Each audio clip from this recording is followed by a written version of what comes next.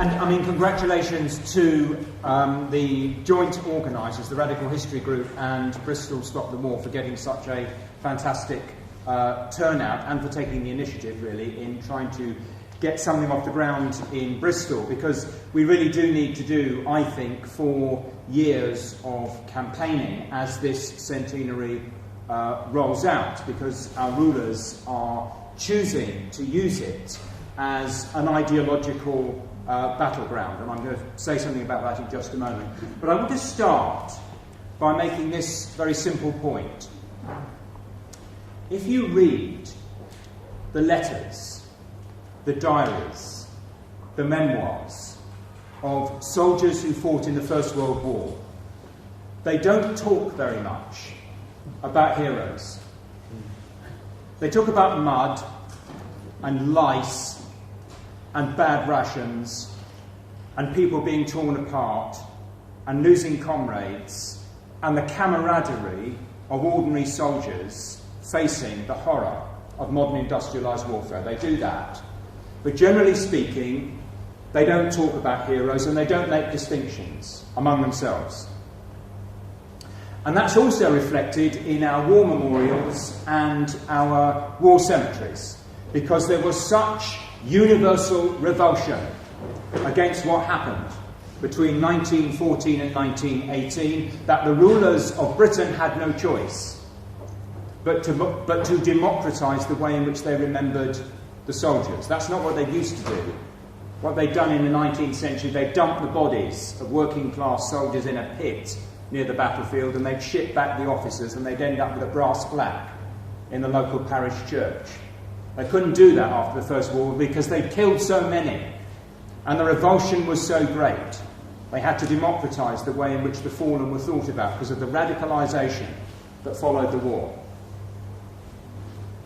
What our rulers now want to do, now that the last Tommy who fought in the trenches is dead, and that's just as well for our rulers, because if Harry Patch was still alive, they'd find it much more difficult to carry this argument. What they now want to do is to reconfigure the way in which we think about the First World War as a story about heroism and glory and empire.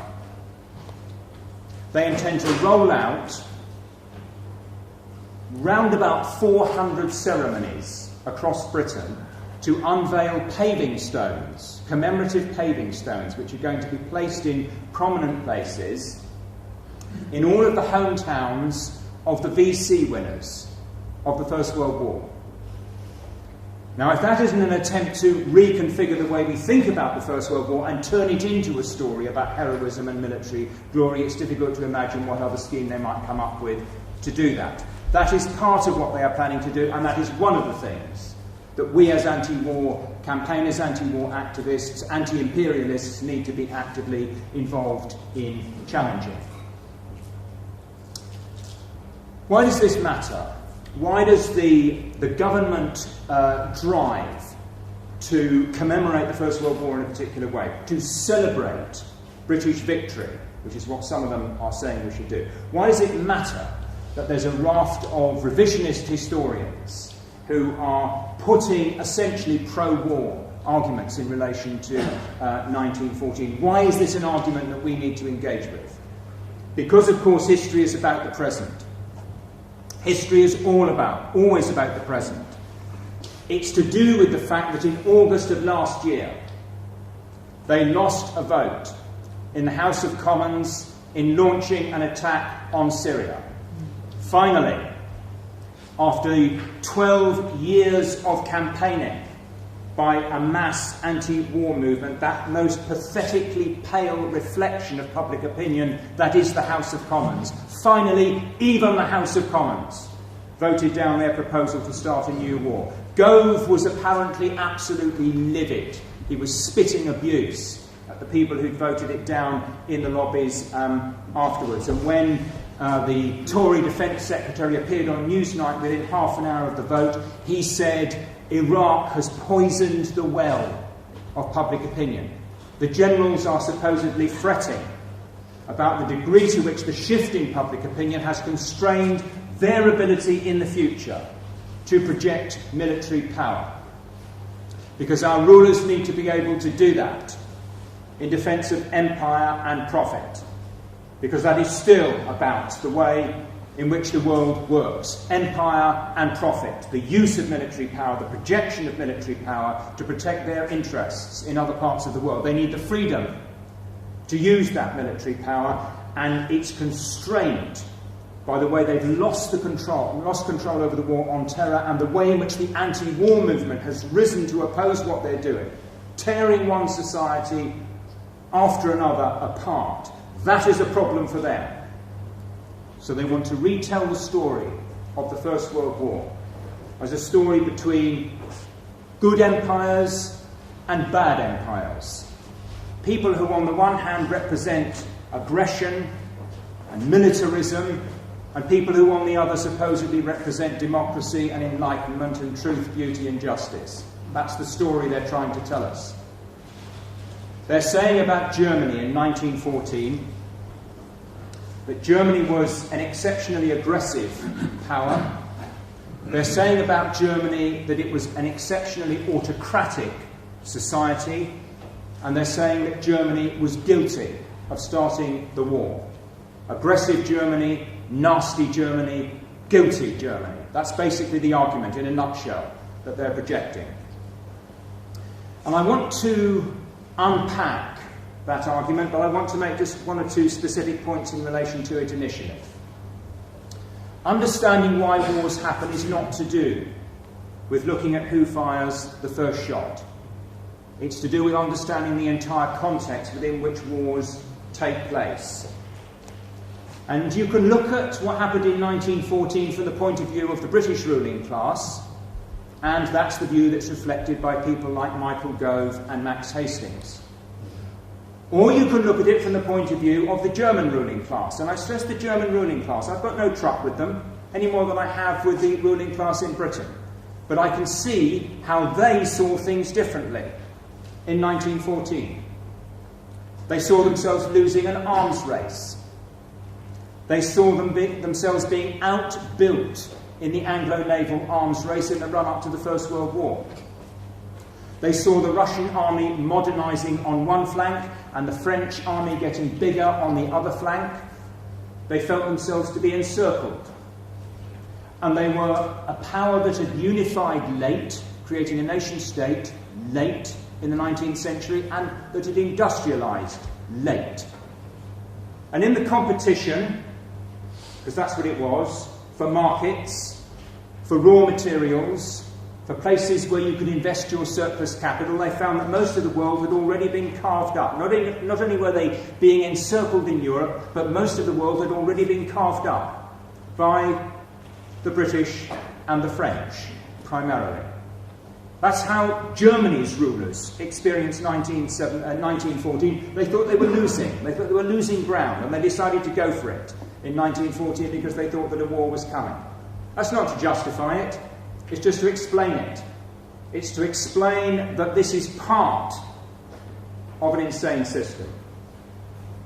Let's try and unpack it now in a more sophisticated way. Because there are really always two ways of looking at history. You can look at history from above. We'll start with that, and then we'll look at it in a different way. I'll tell you what you see if you look at it from above in 1914. In one place you see a group of bankers and industrialists and arms manufacturers and generals and admirals gathered around a German cross. And then you pan across and you see another group of the same sort of people, bankers and industrialists and arms manufacturers and generals and admirals, and they're gathered around a French tricolour. And then you pan across again, and you see another bunch of the same sort of people, and they're gathered around a Union Jack. And they're all competing with each other, because they've created a mad world based on competition. A world divided into competing corporations, competing industrial corporations, competing financial corporations, a world divided into competing nation states, a world divided into competing empires. And they are competing with each other for access to raw materials, for markets for the goods which their factories are producing, for contracts to build railways, for places to which they can sell their armaments, for opportunities to export capital, in order to continue to accumulate wealth, in order to continue to make profit. And because of that competition, they had, in the course of about 40 years, divided up almost the whole of Africa. It was called the Scramble for Africa. In 1870, about 10% of Africa was ruled by Europeans. By the time of the First World War, more than 90% of Africa was ruled by Europeans. And it was because that struggle for empire had exhausted the potential that the war or the conflict, the tension, returned to Europe and turned into an arms race and then exploded in 1914. And fundamentally what it was in 1914 was a war to decide which group of immensely rich people would get even richer at the expense of which other group in a war for empire and profit. That's what it was about. That's one way of looking at the world, from above. And of course there's another way. You can look at it from below. And if you look at it from below, it always looks very different. Being down in the shit looking up is very different from being up there with the elite, with the rich, with the bankers, with the industrialists. And if you are a Welsh miner on strike against poverty, wages and the slum in which you're condemned to live your life, the enemy is not a German miner sent into the trenches. The enemy is the mine boss. And the same is true if you're a German miner in the Ruhr. Your enemy is the mine boss. And the same is true if you're a Czech miner in Bohemia. And the same is true if you're a Russian miner in the Donbass. And the same is true right the way across Europe for working people. For working people, the enemy is at home. Very often, in 1914, you could see the enemy's mansion on the hill, because very often the bosses lived cheek by jowl with the workers they exploited. If you're a suffragette in 1914, the enemy's not the Kaiser. At least if you're a British suffragette, it's not. If you're a German woman fighting for the right to vote, then admittedly the Kaiser is the enemy. But if you're a British woman fighting for the right to vote, the enemy is the British government, the Liberal government that denies the right to vote to women. If you're Irish, the enemy is the British Empire, not the German Empire. If you're Egyptian, living under British rule, the enemy is the British Empire. If you're an Indian, if you're one of the 300 million people living under British rule in India, the enemy is the British Empire. 1 in 4 people on the planet had as their main enemy the British Empire, because that's how much the British had grabbed. They controlled 1/5 of the world's land surface and 1/4 of the world's people in 1914. So if you're down at the bottom, you experience the world in a very, very different way, and your enemy is not the enemy that your rulers tell you should be fighting. And that's why the First World War was contested. And we have to tease out that contested history of the First World War that they want to deny. It was contested before it started. There were hundreds of thousands of people on the streets of Europe protesting against war in the July crisis of 1914. It's estimated that there were 750,000 demonstrators on the streets of German cities alone in the course of the July crisis in 1914.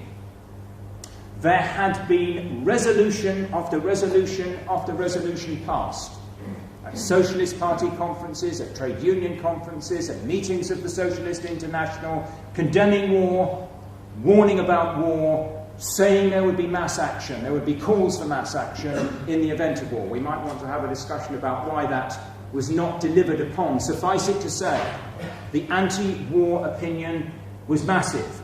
Tens of millions of people across Europe were opposed to war.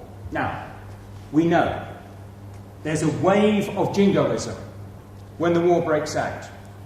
We know that in 1914, nationalism, often tinged with racism, is used to suppress, is used to flatten the anti-war mood, is used to flatten the socialist movement. We know that. We know that initially the ruling class is able to achieve that sea change, apparent sea change, almost overnight in public opinion. War has that effect because it has its own logic, it has its own ideology. But some, on our side, on the side of working people, did not succumb. And they faced the abuse. They faced the often physical abuse. They faced very often imprisonment. Occasionally, their health was destroyed and sometimes they were killed because they were a small, beleaguered minority of people opposing the war when it was very, very hard to oppose the war, and in that way keeping the flag flying. And that mattered because in time, of course, the experience of modern industrialised slaughter in the trenches and the privation at home meant that opinion began to shift. And that was going on steadily, all the time. The mole of history was at work through the long years of the war. The mole of history suddenly surfaced in Christmas 1914, when along the front line, and it was massive, the scale of it, the Christmas truce, along the front line, the British soldiers and the German soldiers stopped fighting each other.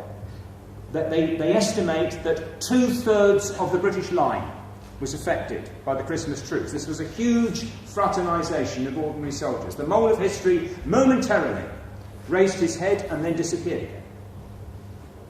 But he's working. And in 1917, it explodes. It explodes in a wave of militancy, both among soldiers, a wave of mutinies in the French army, for example, a collapse of the Italian army on the battlefront at the end of 1917, and, of course, the explosion of revolution in Russia, as hundreds of thousands of peasant conscript soldiers refused to fight, climb out of the trenches, head for home, shoot down the officers who try and stop. And then in 1918, the war having been stopped on the Eastern Front by the mass action of workers and soldiers, the war is shut down on the Western Front by the eruption of the German Revolution. And the sequence is this. The Germans were losing. The Germans were being pushed back on the Western Front. But the key thing was the morale of the German army. Could they keep the German army fighting in the trenches? What tipped it? What made it decisive that they could not rely on being able to do that was the revolution which started in Kiel, when the sailors of the German High Seas Fleet refused to put to sea. And the way in which that revolution spread from Kiel across the cities of Germany, so that the red flags went up right the way across Germany, including Berlin, the capital. That's before the armistice. And it's that persuades the German generals. They have to make peace. It's that means that the Kaiser is forced to abdicate, and that the armistice is agreed on the 11th of November 1918. Revolution shut down the First World War on the Eastern Front, and then it shut down the First World War on the Western Front. It was a great revolt of ordinary working people, some in uniform, some at home, against the horrors of what had happened between 1914 and 1918 that brought it to an end. We must tell that story. We must tell the story that says what the rulers of the world did between 1914 and 1918 was create a world gone mad. Anybody who thinks that what happened between 1914 and 1918, when the products of human labour were turned into a vast mechanism for the destruction of life, killing some 15 million people, anybody who thinks that that is part of any kind of rational world order has to be insane. That is, by any definition, a world gone mad. And it went mad because the system was dysfunctional. A system divided into competing corporations, divided into competing nation states, divided into competing empires, as the world still is. That is dysfunctional. It does not conform to human need. It creates a situation where the products of our collective labour are sometimes turned into a monstrous mechanism of destruction by our rulers that tears societies apart in a way that has happened again and again and again since the first fully industrialised war began in 1914. We have to project that argument. We have to project the argument that because of that, the war was contested at the time and ultimately it was defeated by a revolt of ordinary people, and we have to assert that argument through the 4 years of the centenary so that our rulers do not recover their confidence and their capacity to project military power across the world and tear other societies apart in the period ahead, which is their intention.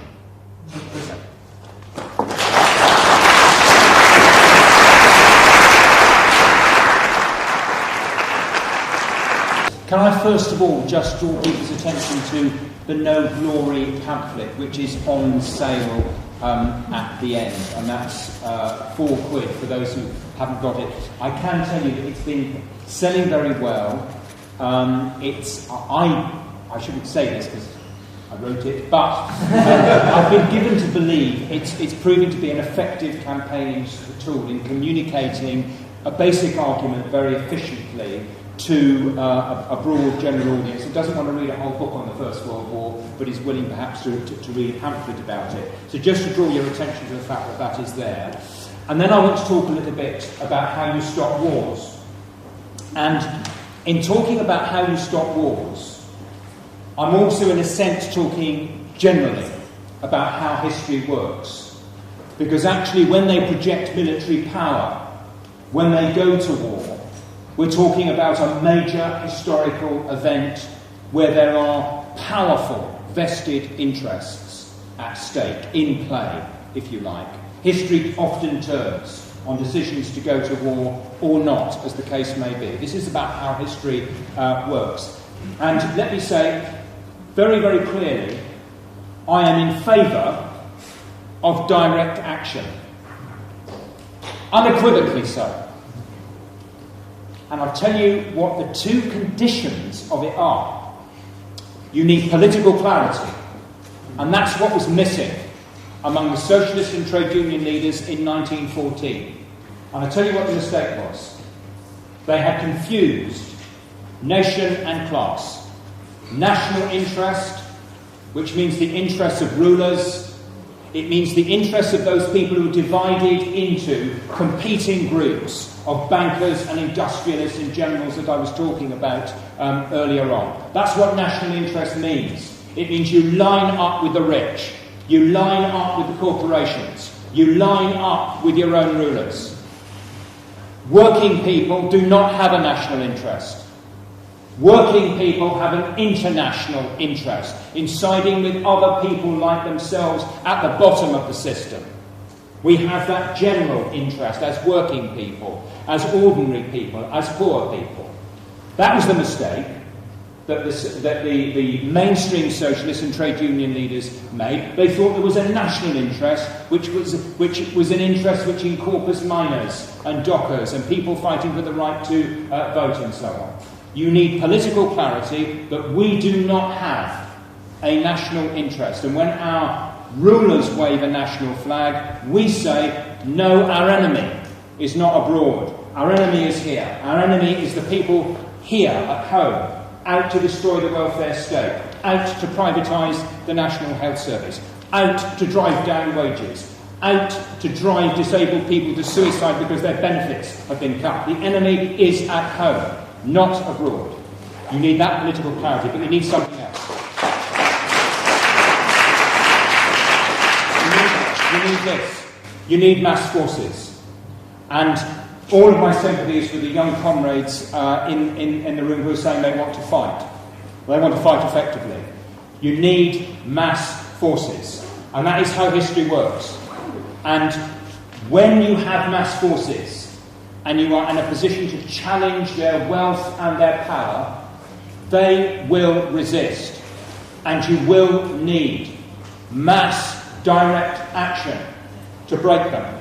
Again and again and again, when our side wins victories, it involves mass forces on our side confronting the mass violence that is represented by the system. I'm going to give you just one or two examples of this. I just want to pick up Roger's point, actually, about the length of the centenary. I agree with you completely, Roger. I'm wrong to say it's 4 years. It's even longer than 5 years, possibly, because it sort of rolls on, in a way, that great wave of revolution swept across the world right up until 1923, really, and we ought to be exploring the whole of that history. When you look at that history, what stops the war is mass direct action.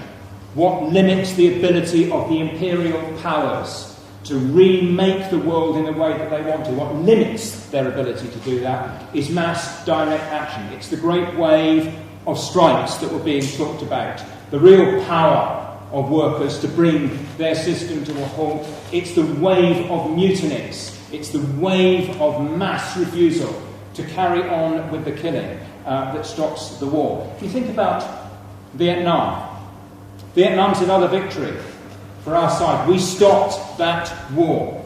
The alliance between anti-war protesters, particularly in the United States, but to a degree in Western Europe, and the resistance of the Vietnamese on the ground, that stopped that war. And the soldiers. And I was just absolutely. And the point is this: the direct action flows from the logic of the struggle. What the American soldiers did as they turned against the war, it's called fragging. You chuck a fragmentation grenade into the tent of a gung-ho officer who'd just come out of West Point and was going to lead his men into the jungle. They chucked a fragmentation grenade into the tent and got rid of it. And the American boys basically stopped fighting that war. The direct action flowed out of the logic of the situation. What did it mean in the States? It meant burning draft cards. It meant mass refusal to join the draft. The direct action that broke the ability of the American leadership to continue that horrific war against the Vietnamese was about direct action. Here's my last example. And it's a particular favourite of mine, and of course Harry Patch in that bit of film that Colin showed earlier on. It was that particular song, and there's a story about that song, a little bit local direct action, local to me because I live in St Albans, just down the road from Luton. In 1990, it's a good example too, Roger, of this history from below that we need to explore. In 1919, they were planning to hold a big victory celebration in Luton Town Hall. The mayor had organised this event, but he didn't bother to invite the ex-servicemen, the Tommies who'd actually done the fighting. They didn't get an invitation. It was only for the bigwigs. It was only for presumably all the rich people who stayed at home making money out of the war. So what did they do? The ex-servicemen marched down to Luton Town Hall and they formed a ring around it. They ransacked it. They threw all of where they were planning to have their banquet, their grand banquet, all that was chucked out into the street. And then they set fire to it. And they sang, "We'll keep the home fires burning."